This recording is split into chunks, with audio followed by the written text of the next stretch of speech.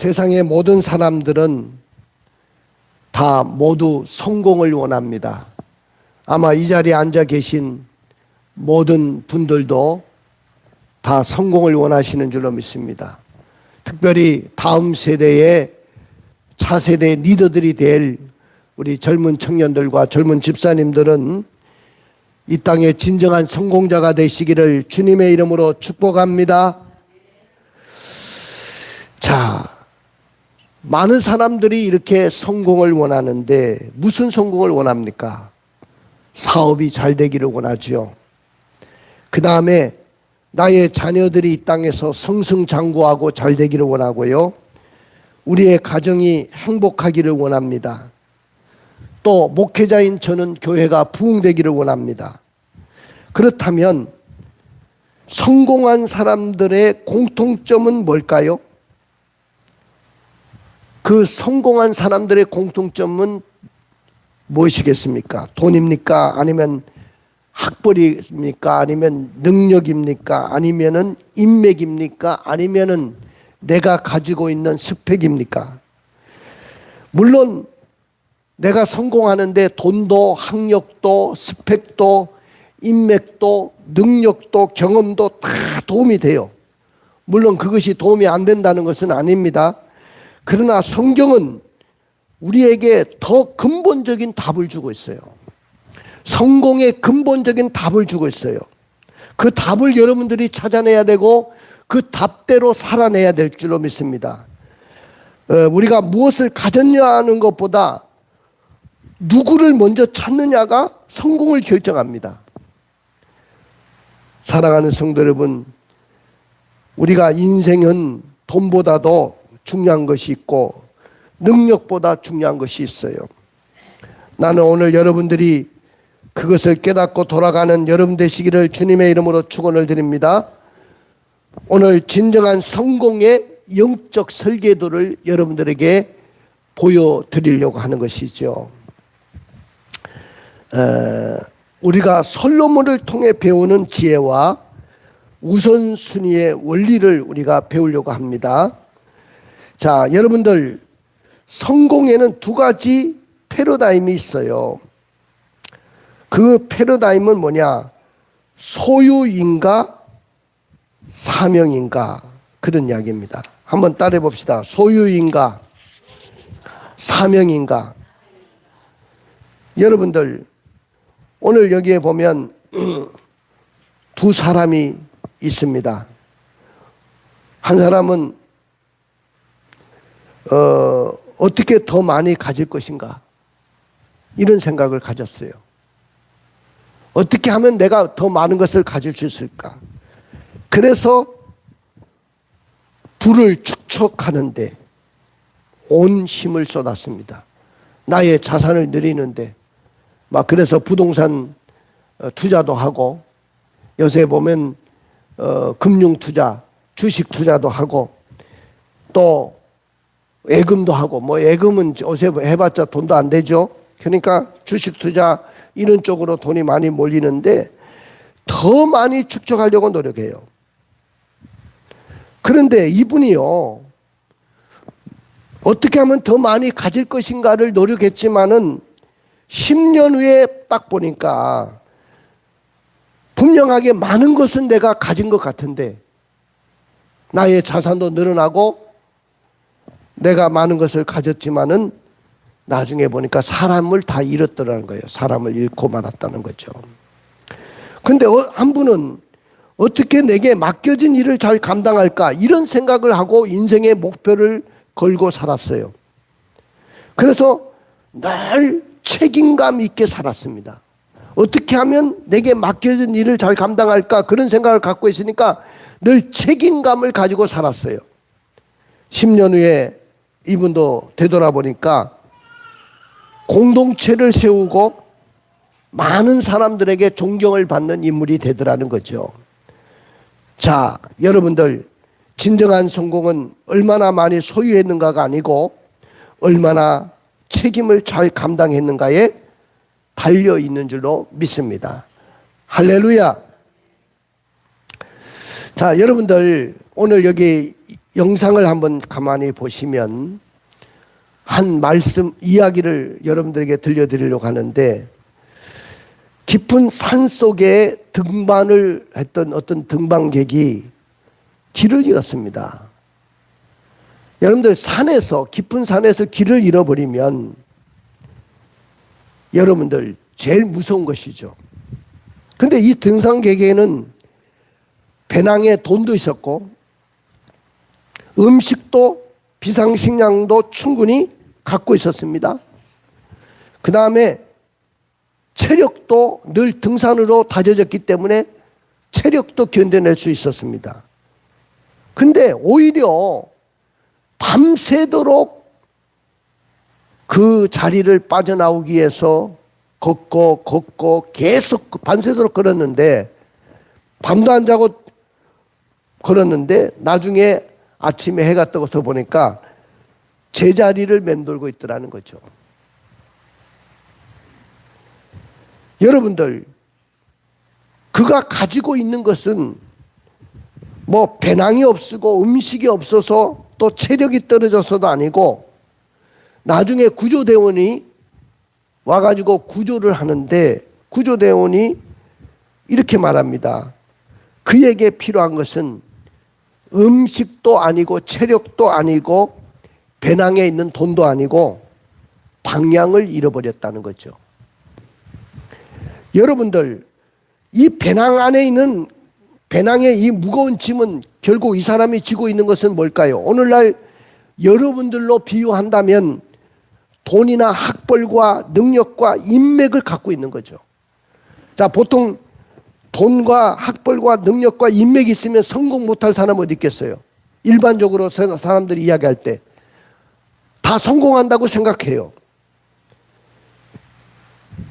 이거는 내가 성공을 위한 속도를 내는, 그리고 생존의 도구가 되는 것들이죠.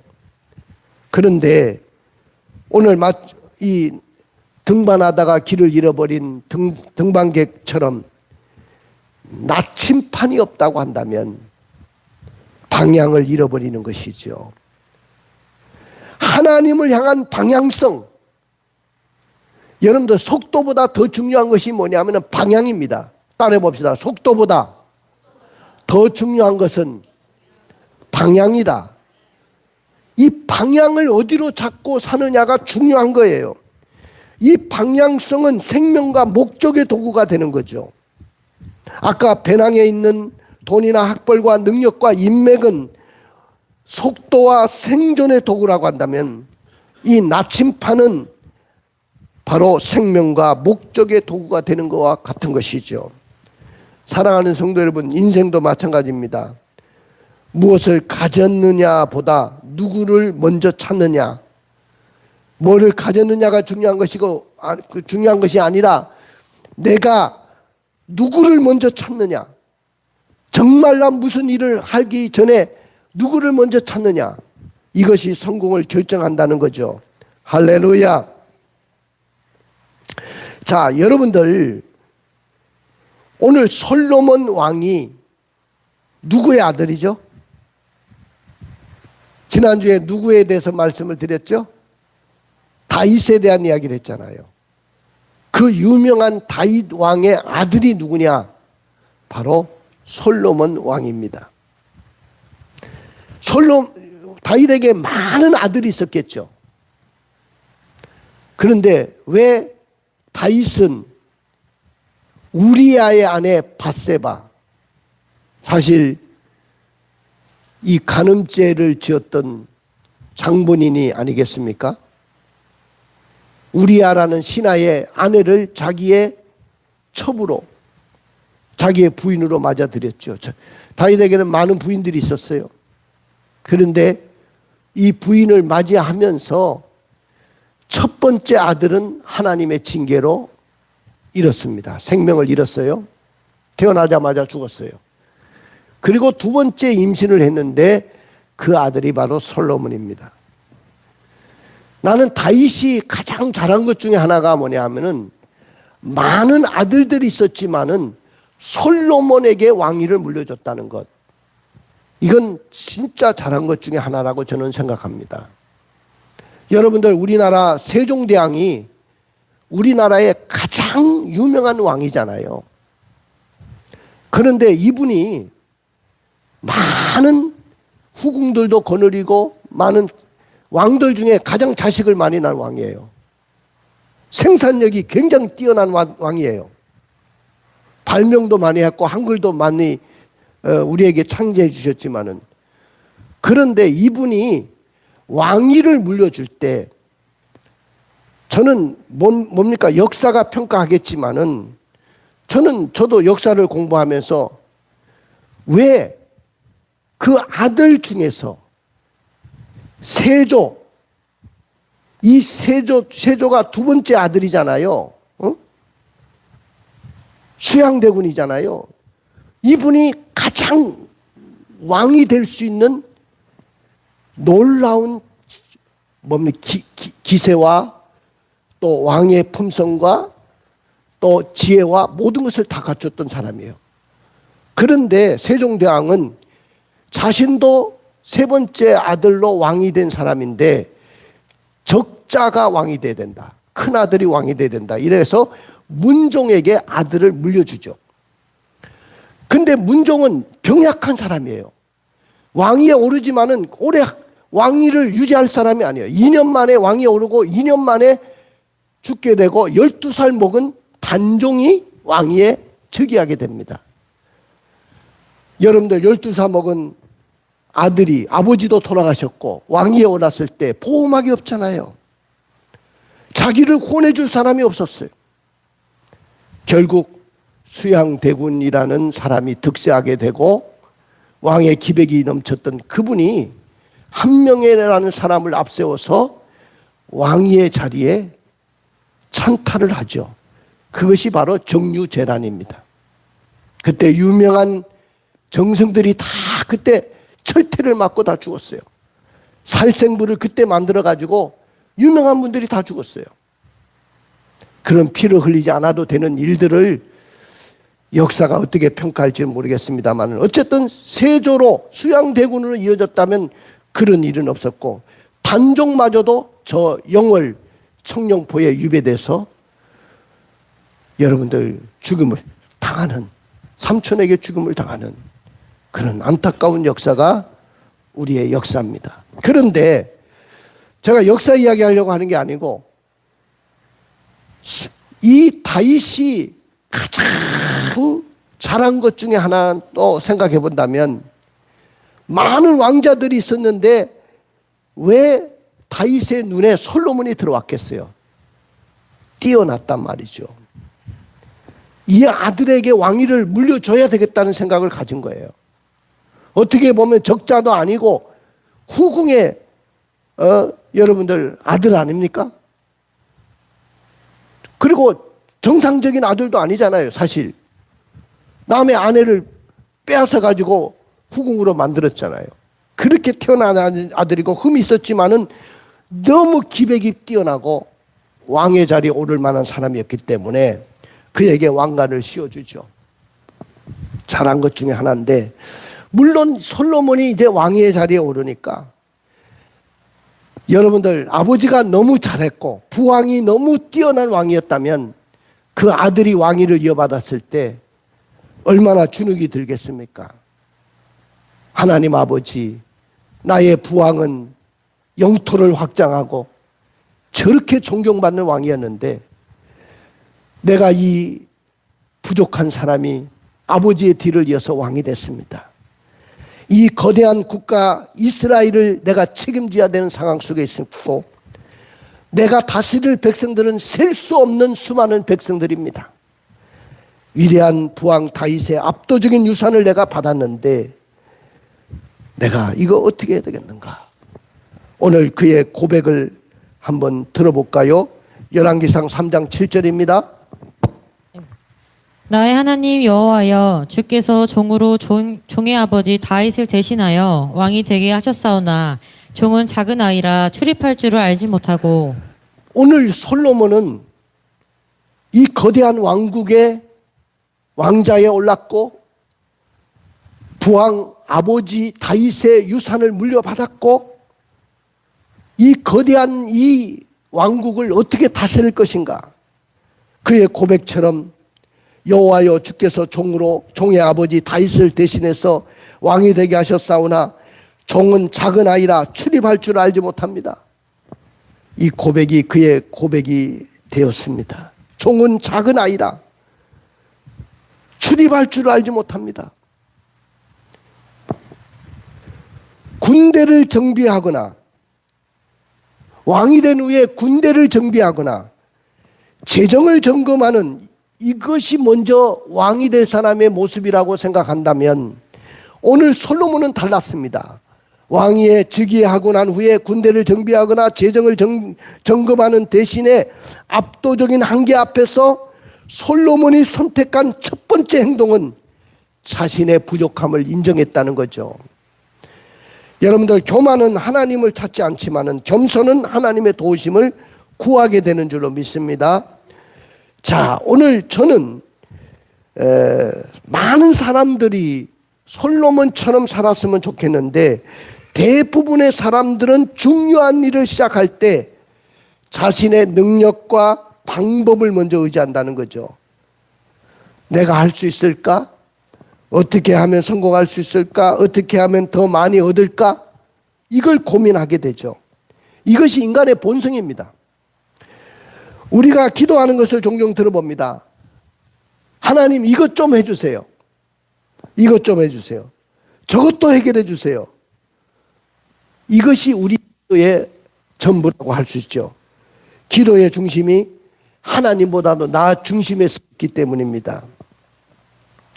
자, 그럼에도 불구하고 솔로몬은 오늘 1000번제를 드리고 백성을 잘 다스릴 수 있는 지혜를 구했어요. 솔로몬이 어떻게 성공한 왕이 될 수 있었을까요? 첫 번째입니다. 첫 번째 원칙은 절대적인 우선순위의 설정입니다. 이걸 한마디로 말하면 인생의 출발점을 하나님을 먼저 찾았다는 거죠. 여러분이 성공하기를 원한다면 인생의 출발점을 하나님에게 먼저 찾기를 주님의 이름으로 축복합니다. 제가 성경 전체를 석세스, 성공이라는 이 주제로 이렇게 성경을 쭉 창세기부터 그 주제로 시리즈로 설교를 하는 이런 목사님은 별로 못 봤을 거예요. 근데 내가 왜 이 석세스, 성공이라는 주제로 여러분들에게 말씀을 전하냐 하면은 나는 우리 왕성교회에 있는 우리 장로님부터 성공하기를 원합니다. 할렐루야. 그 다음에 우리 권사님들이 다 성공하기를 원합니다. 우리 집사님들이 다 성공하기를 원합니다. 그 다음에 일어나는 다음 세대 우리 젊은 청년들이 다 성공의 주인공이 되기를 원해서 이 말씀을 늘 전하는 거예요. 아마 1년 내내 이 성공에 대한 이야기를 목사님이 할 거예요. 금년에는. 근데 여러분들이 솔로몬이 어떻게 해서 성공하는 왕이 됐냐면은 인생의 출발점에서 하나님을 먼저 찾았다는 거죠. 왕자에 오르자마자 권력을 강화하거나 군대를 정비하지 않았어요. 재정을 점검하지 않았어요. 정치적인 세력을 규합하지 않았어요. 그는 하나님을 찾았습니다. 할렐루야. 왕에 등극하자마자 기브온 산당, 옛날에는 성전이 없으니까 기브온 산당에 올라가서, 기브온 산당에 제가 가봤겠죠? 여러분들, 나는 세상에서 제일 잘한 것 중에 하나가 성지순례를 젊었을 때 갔다 온 거예요. 그리고 두 번째 또 갔다 왔거든요. 두 번째는 제가 우리 목사님들에게 영향력을 주고 또 강의도 하고 그들에게 도전을 줘서 그분들을 모시고 목사님들, 장로님들을 모시고 가서 그 성지를 다 돌아보고 왔어요. 다시. 인생에서 가장 잘한 것 중에 하나인데 기브온 산당에 올라가 보니까 참 좋은 자리예요. 그런데 그 자리에서 솔로몬이 일천 번제를 드렸다는 거죠. 자, 일천 번제라는 것은 우리가 양 한 마리를 잡아서 드리는 번제도 너무 귀하잖아요. 양 한 마리가 얼마가 될까요? 그 중동 지방에서도 한 30만 원 정도 되더라고. 그런데 1천 마리를 일제히 잡아가지고 1천 마리의 번제를 그 제물을 태워서 하나님 앞에 제물을 드린 거예요. 기브온 산당에서. 장관이죠. 얼마나 대단한 일이겠습니까? 이것은 단순한 종교의식이 아니에요. 솔로몬의 종교의식이 아니고 하나님은 내 인생의 주인입니다. 하나님은 내 인생의 최고입니다. 하나님은 내 인생의 하나님밖에 없습니다. 강력한 신앙 고백이자 권력의 꼭대기에서 왕보다 크신 분을 인정하는 주권의 양도입니다. 세상에 나는 이런 대통령이 앞으로 우리나라에 다시 나와야 된다고 봅니다. 여러분들, 이런 대통령이 나와야 우리나라가 잘 될 수밖에 없어요. 기브온은 그런 왕이었어요. 솔로몬은 그런 왕이었어요. 기브온에서 그런 일천번제를 드렸던 거죠. 세상은 성공한 후에 하나님을 찾으라고 말하지만 성공은 하나님을 먼저 찾을 때 참된 성공의 길이 열린다는 거죠. 우리 성경 구절 한번 읽어볼까요? 열왕기상 3장 4절입니다. 이에 왕이 제사하러 기브온으로 가니 거기는 산당이 큼이라. 솔로몬이 그 제단에 일천 번제를 드렸더니. 자, 기브온에서 산당이 큰 산당인데 거기서 일천 번제를 드렸다. 자, 두 번째는 뭐냐? 오늘 여러분들 자신의 부족함을 인정했다는 거죠. 솔로몬이 왜 성공한 왕이 됐냐? 두 번째는 자신의 부족함을 인정했습니다. 자, 일천 번제를 드리니까 하나님이 그날 밤에 나타나셨어요. 하나님도 얼마나 기분이 좋았는지 그날 밤에 즉각적으로 일천 번제를 드리고 나니까 나타났는데 하나님이 뭐라고 물으셨는가? 볼까요? 자, 읽어봅시다. 시작. 기브온에서 밤에 여호와께서 솔로몬의 꿈에 나타나시니라. 하나님이 이르시되 내가 내게 무엇을 줄고 너는 구하라. 기브온에 일천 번제를 드리고 나니까 하나님이 나타나셔가지고 그 밤에 야 솔로몬아, 네 하나님, 내가 내게 무엇을 줄고 너는 구하라. 야, 나도 이런 백지수표 한번 하나님으로부터 받아왔으면 좋겠어. 하나님 백지수표를 딱 내밀면서 야, 너 쓰는 대로 다 줄게. 여기 써. 막 100억을 달라고 하면 100억을 죽을 거고, 너 120살까지 살으라고 하면 120살 생명도 줄 거고, 무병장수하게 되려면 무병장수해 줄게. 여러분들도 이런 백지수표를 하나님이 들어밀었을 때 여러분들 어떻게 할까요? 백지수표를 받았어요. 오늘 한번 적어봐요. 그런데 이 백지수표에 내가 내게 무엇을 줄고 너는 구하라고 백지수표를 하나님이 들어밀었는데 우리 같으면 아이고 부자 되게 해주세요. 아파트 한 채, 좋은 똘똘한 아파트 한 채 저 강남에 좀 가졌으면 타워 팰리스 같은 아파트 하나 줬으면 좋겠습니다. 돈 많이 가지고 있었으면 좋겠습니다. 120살까지 오래 살았으면 좋겠습니다. 장수하게. 또 우리 대통령처럼 권력도 좀 가지고 천하도 호령하는 그런 권력자가 좀 됐으면 좋겠습니다. 그리고 못된 놈들, 원수들은 다 멸해 주십시오. 그리고 내가 세상에서 가장 높은 자가 되게 해주시면 이런 걸 구하고 싶잖아요.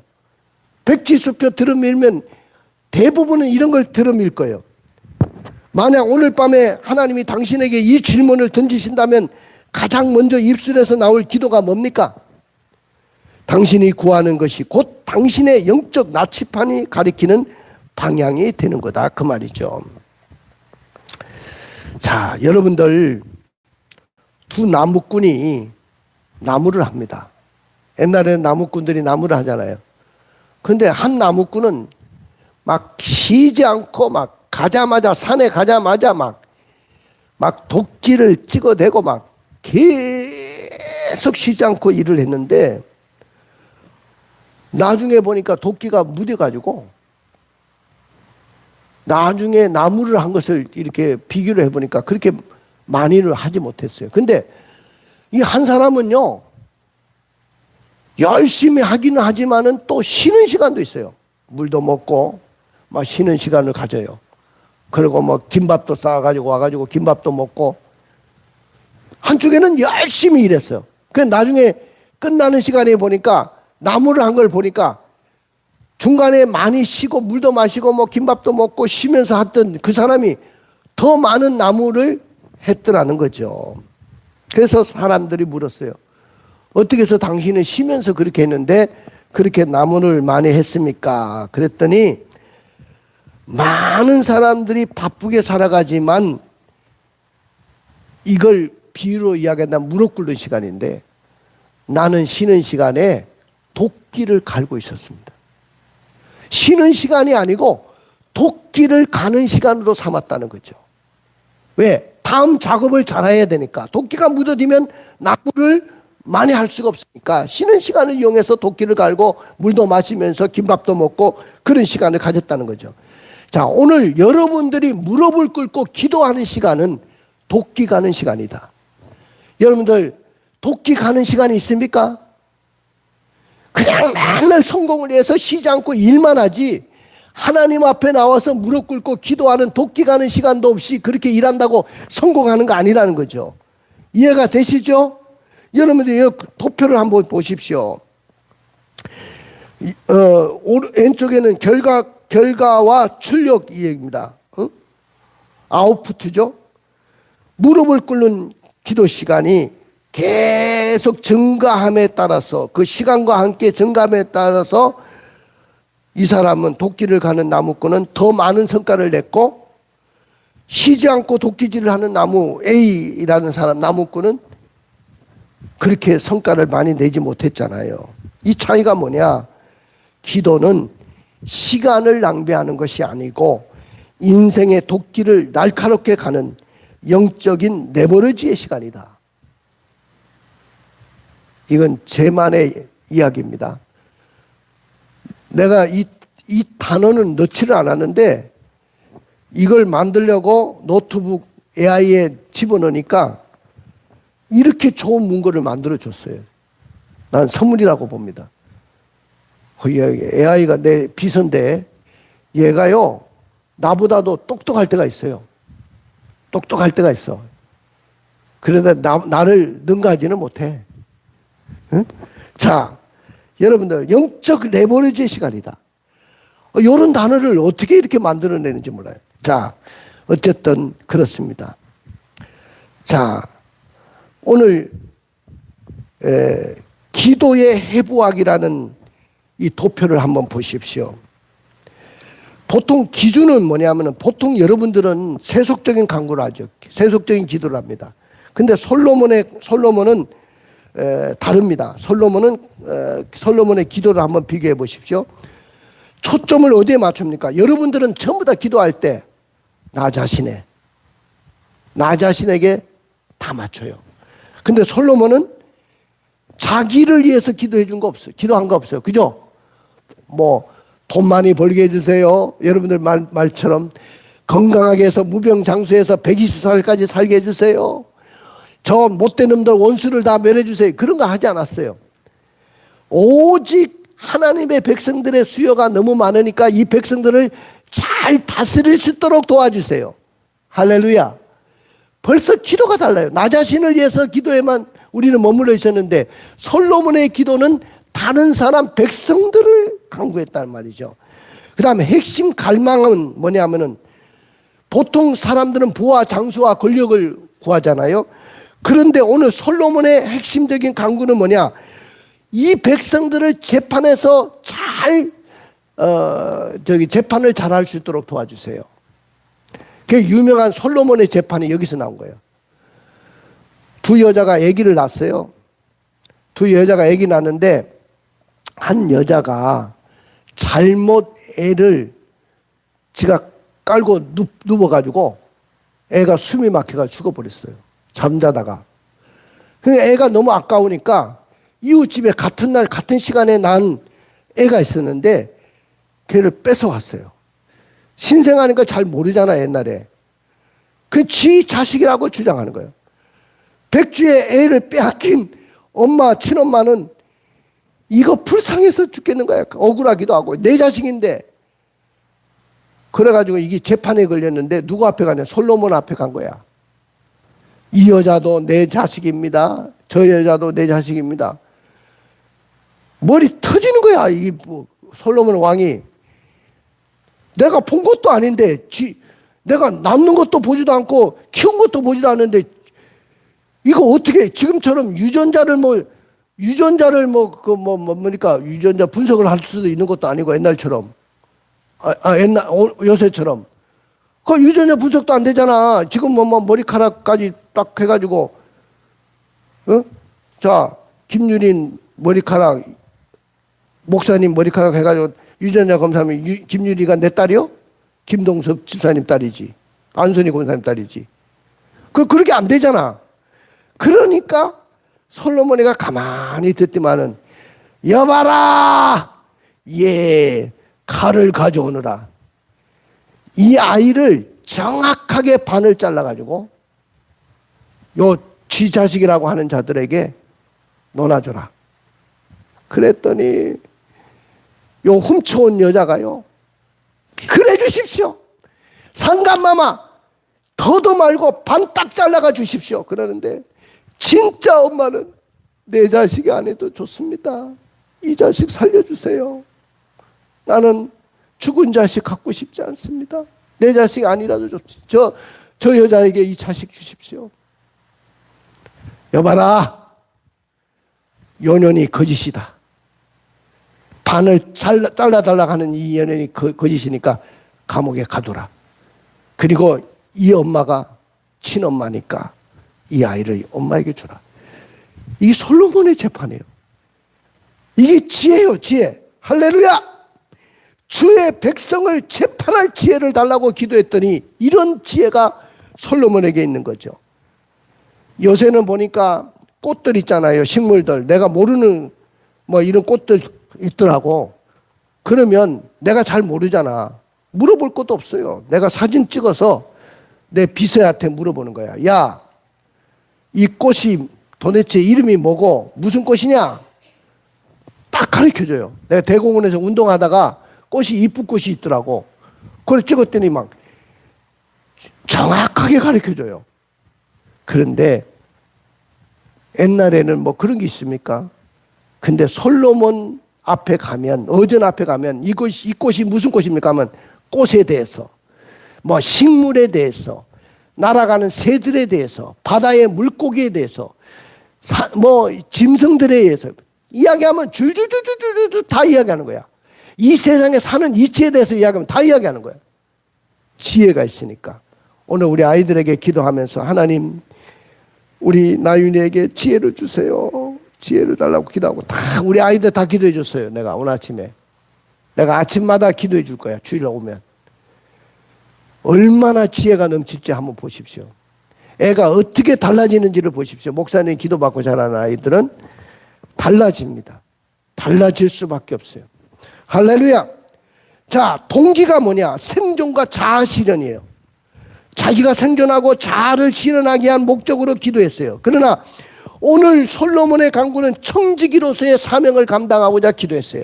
결과는 어떻게 됐냐? 세속적인 강구는 끝없는 갈증과 불안만 있습니다. 이렇게 기도했는데도 끝없는 갈증, 불안. 그런데 구하지 않은 부와 영광까지 더해 주셨어요. 솔로몬의 기도에는. 솔로몬은 자신의 유익보다 하나님의 뜻을 먼저 구했습니다. 이것이 참된 성공을 이끌어낼 핵심 비결인 줄로 믿습니다. 우리 한번 기도해 볼까요? 읽어볼까요? 나의 하나님 여호와여, 주께서 종으로 종의 아버지 다윗 대신하여 왕이 되게 하셨사오나 종은 작은 아이라 출입할 줄을 알지 못하고. 예, 오늘 세 번째 원칙을 이야기하겠습니다. 하나님의 뜻을 구했어요.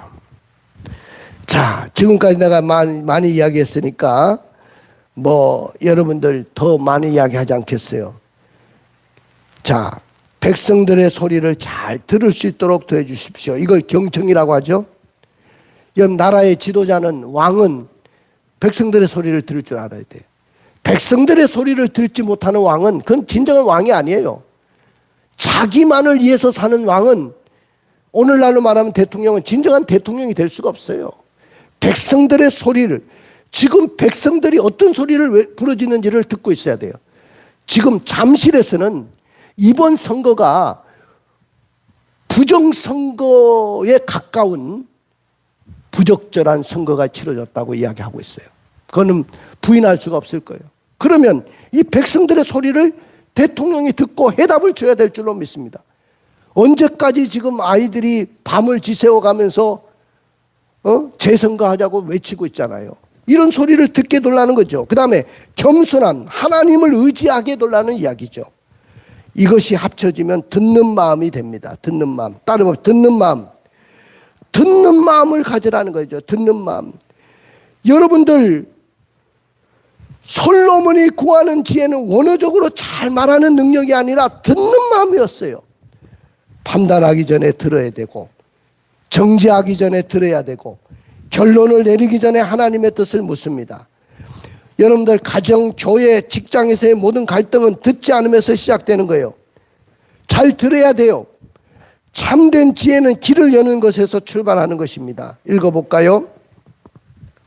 3장 5절. 기브온에서 밤에 여호와께서 솔로몬의 꿈에 나타나시니라. 하나님이 이르시되 내가 내게 무엇을 줄고 너는 구하라. 이렇게 하나님이 백지수표를 내밀었죠. 그때 솔로몬이 뭐라고 대답했습니까? 주께서 택하신 백성 가운데 있나이다. 그들은 큰 백성이라 수요가 많아서 셀 수도 없고 기록할 수도 없사오니 누가 주의 이 많은 백성을 재판할 수 있사오리까. 듣는 마음을 종에게 주사 주의 백성을 재판하여 선악을 분별하게 하옵소서. 여기 보시죠. 듣는 마음을 종에게 달라고 이야기했죠. 그래서 주의 백성을 재판하고 선악을 분별하게 달라고 이야기했습니다. 자, 영적인 법칙 성공의 5단계 플라이 힐이 여기 있는데, 하나님을 먼저 구하고 우선순위를, 그러면 하나님이 지혜를 주시고 공급해 주시죠. 지혜가 바른 선택을 만들게 되죠. 바른 선택이 형통을 가져오고요. 형통이 하나님께 영광이 됩니다. 열매를 맺게 되죠. 이 순서가 하나도라도 바뀌게 되면 자신의 유익의 형통을 1단계로 구하면 이 영적인 사이클은 즉시 멈추게 되는 거죠. 그러니까 이것이 돌아가야 된다. 이해가 되시죠? 돌아갈 때 진정한 형통함이 이루어진다는 거죠. 자, 마지막입니다. 마태복음 6장 33절 읽어볼까요? 너희는 먼저 그의 나라와 그의 의를 구하라. 그리하면 이 모든 것을 너희에게 더하시리라. 할렐루야. 먼저 그의 나라와 그의 의를 구하라. 그리하면 이 모든 것은 여러분들이 구하지 않은 것까지도 다 주시는 거예요. 자, 솔로몬은 지혜를 물론 받았겠죠. 지혜를 구했으니까 네가 구하지 아니하는 부귀와 영광도 너에게 줄 건데, 이 세상의 어떤 왕들보다 너 같은 왕이 없을 것이다. 할렐루야. 세상에서 최고의 부귀와 영화를 누린 사람이 바로 솔로몬 왕입니다. 우리나라 세계에서 가장 큰 부자가 누구냐? 미국의 일론 머스크입니다. 테슬라의 창업주죠. 지금 스페이스 X라는 우주선을 날아보내는 이분이 바로 일론 머스크인데, 그분이 가진 것보다 솔로몬의 영광이 더 크다는 거죠. 하나님이 그렇게 축복해 주셨습니다. 할렐루야. 압도적인 축복을 너에게 주겠다고 약속했습니다. 자, 우리 마지막 3장 10절을 읽고 3장 10절부터 14절까지 읽고 우리 이제 결단하고 마칩시다. 솔로몬이 이것을 구하매 그 말씀이 주의 마음에 든지라. 이에 하나님이 그에게 이르시되 내가 이것을 구하도다. 자기를 위하여 장수하기를 구하지 아니하며 부도 구하지 아니하며 자기 원수의 생명을 멸하기도 구하지 아니하고 오직 송사를 듣고 분별하는 지혜를 구하였으니 내가 내 말대로 하여 내게 지혜롭고 총명한 마음을 주노니 내 앞에도 너와 같은 자가 없었거니와 내 뒤에도 너와 같은 자가 일어남이 없으리라. 내가 또 내가 구하지 아니한 부귀와 영광도 내게 주노니 내 평생의 왕들 중에 너와 같은 자가 없을 것이라. 내가 만일 내 아버지 다윗이 행한 같이 내 길로 행하며 내 법도와 명령을 지키면 내가 또 내 날을 길게 하리라. 예. 자, 네가 구하지 아니한 부귀와 영화, 뭐 지혜는 물론이고 부귀와 영화까지 줄 것이고 내 평생의 왕들 중에 너와 같은 자가 없을 것이라고 했고 네 아버지처럼 하나님 말씀대로 행하고 법도와 명령을 지키면 너의 날도 길게 될 것이다. 그런 이야기입니다. 가슴에 손 얹어 보십시오. 당신의 나침반은 지금 어디를 향하고 있습니까? 인생의 진정한 성공은 많이 소유하는 데 있지 않고 인생의 주관자를 가장 먼저 모시는 데 있어요. 내 필요보다 하나님의 뜻을 먼저 구하고 있습니까? 쉬지 않고 도끼질만 하는 대신에 기도로 도끼를 갈고 있습니까? 내 주장보다 타인과 하나님을 향해 듣는 마음을 가졌습니까? 시작도 하나님, 가정도 하나님, 마지막도 하나님이 되는 인생, 그것이 세상이 빼앗을 수 없는 참된 성공인 줄로 믿습니다. 할렐루야.